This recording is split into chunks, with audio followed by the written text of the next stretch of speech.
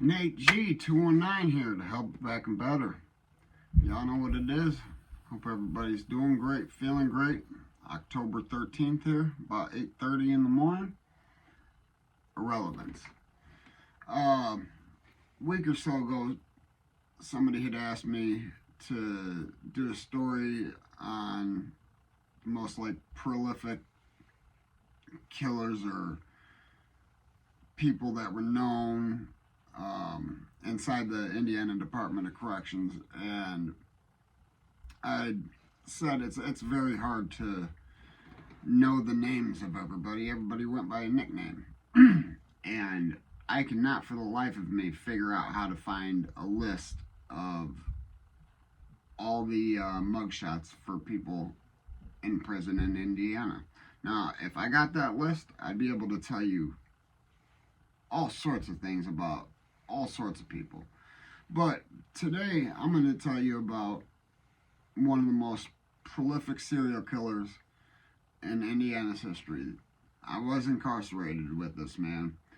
I didn't know him, never associated with him, didn't know anything about it. I didn't know anything about him.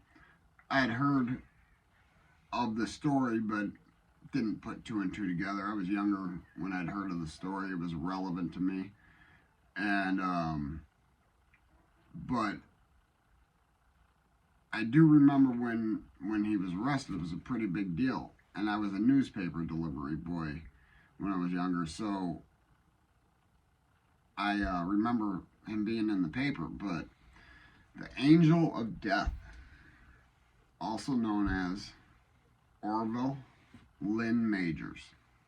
That's him in the mugshot or in the thumbnail that you see.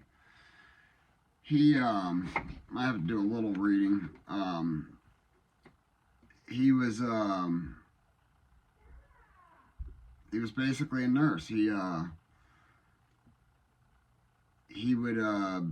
was working at a senior citizens facility, and he was convicted of a lot of murders. But the year before his return, around 26 patients died annually at the 56 hospital bed in the four-bed intensive care unit. So it was an ICU. I'm a little dusty on exactly what it is, so I'm reading a little bit, going along with it. Between the span of his crimes were between 1993 and 1995. And while he was on duty,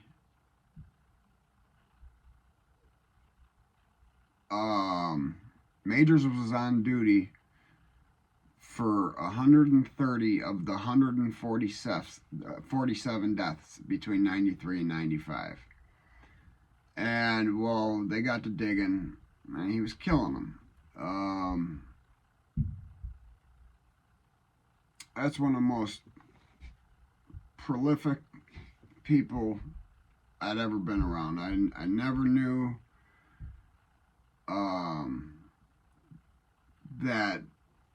that's what he had done. I never knew that.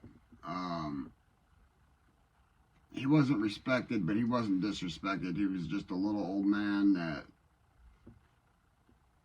went in and out of his cell. But he died in 2017, and he was 56 years old,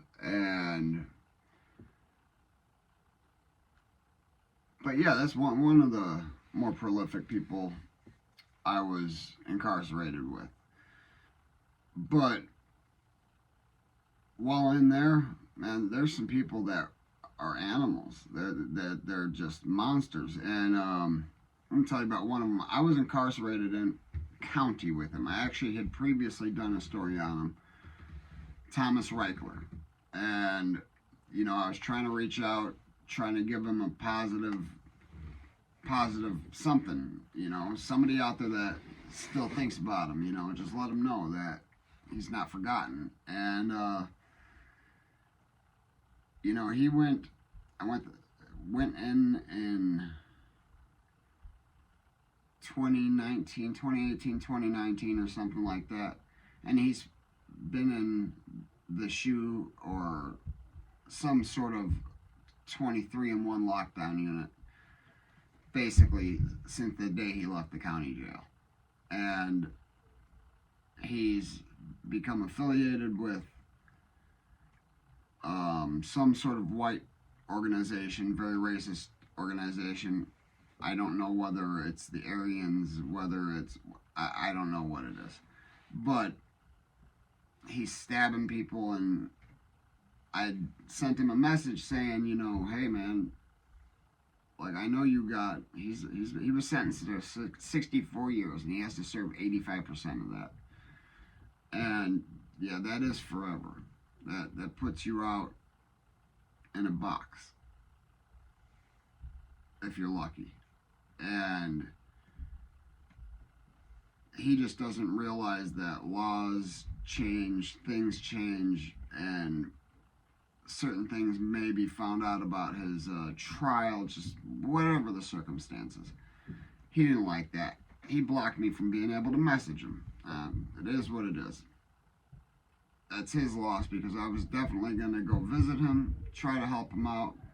If I ever raised money, maybe throw him some money on his books, because he's got nobody helping him. But if he doesn't want my help, it's fine by me. If he doesn't want me to send him kind messages, try to get him a pen pal, which I had been trying to do, and, you know, screw him.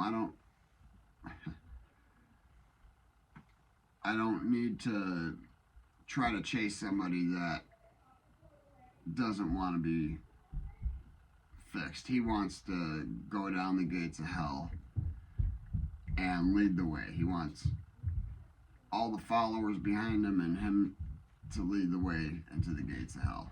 That's what he's on. That's what he'll always be on.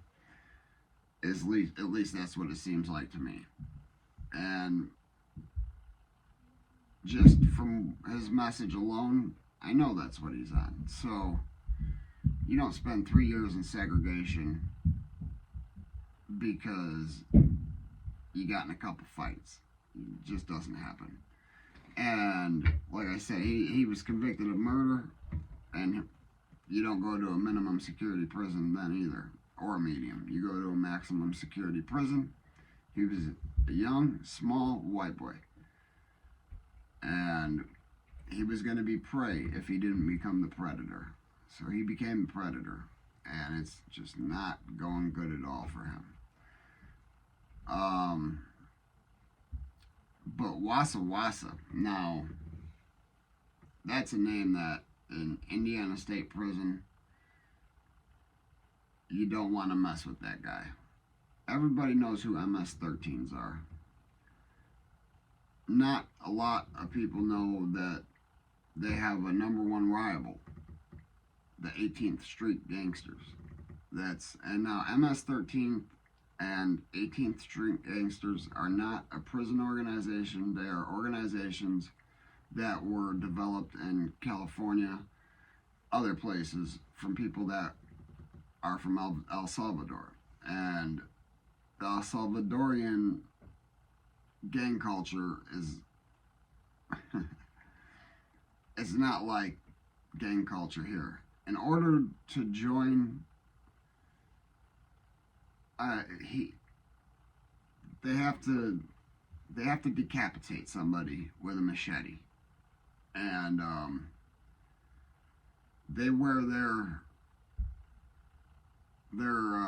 crime like a badge of honor. And I know it's crazy to think about doing something like that. Like, I couldn't imagine, unless it was a life or death situation. And damn, I'm still not going for the chop the whole head off. I'm not trying to do that.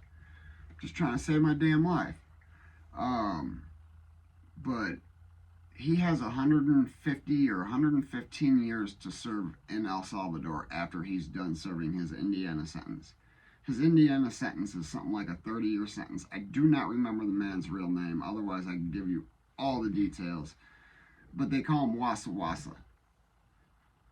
I had to ask him, what does Wassa Wassa mean? It means no plaything. Now, dead ass, he's no plaything. I've told you a couple stories about him, but when I first got moved to the maximum security unit after I got in that little bit of trouble at the minimum medium unit, I got moved to IDU, the Hull. It's not the shoe, so it's not quite as mentally damaging as the shoe is, but it's still a place that's, I mean, you can't describe it. It's the floor above X row, death row, and it's a horrible place to be. The most common things back there were people getting set on fire because it was hard to get to them.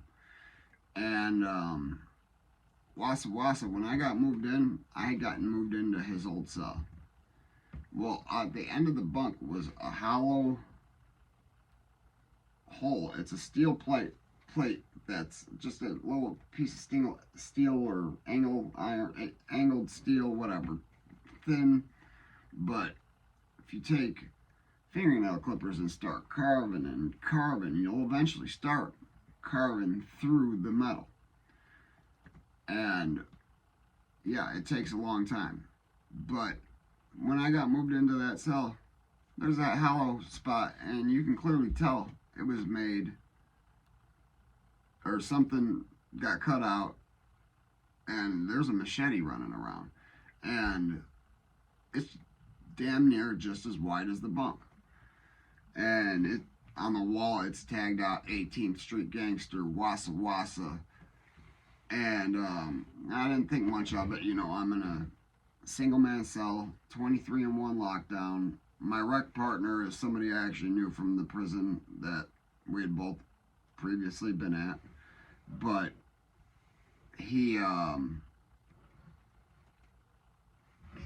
ended up getting shipped out of the prison some other reason. He wasn't a high enough level, and he didn't get a long enough segregation time, I think is what it was. It was no big deal why he was in the hole. So he was only there for 30 days, maybe 60 days. But a murder had happened, and people ended up getting moved around, and now I find myself in a different portion of this IDU unit. IDU means intensive disciplinary unit. So it's the whole, and there's even a hole that's worse than this inside that prison too. It's inside the medical ward. It's the boom boom room. It's a small padded cell. I never went there. Thank God.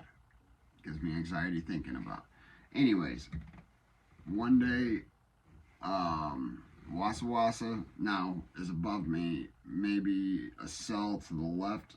If he's not, he might be in the one right above. Yeah, I think he was right above me, because the incident I'm about to tell you about was, I still wake up